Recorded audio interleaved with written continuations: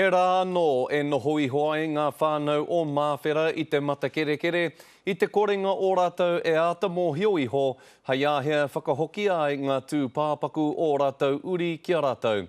Heo i tērā ētahi te whakai atu, e kore rawa pea aua tū pāpaku e hahua ake i te kōpū o Papatū Ānuku. Koe whakatārewa hia ngā mahi i te rua waro o Pike River i Māwhera mo te ono ki te waru haora, nā te kaha pā kinekina mai o te rua waro i tēnei wā. Ko te whakapai ia i tēnei wā kia kapi ngā puare e rua ki ngā ipu kaipuke, engari ka waiho tētahi wahanga paku hei tomotanga atu mā te pūrere e kia nei ko te keg.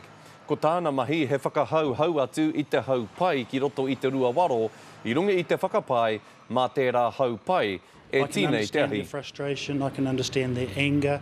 Of course they want their loved ones back, but before you send anyone in, you've got to be ensured that they're safe also, not to have another whole line of deaths. As frustrating as it is, I believe that they will go in when it's safe.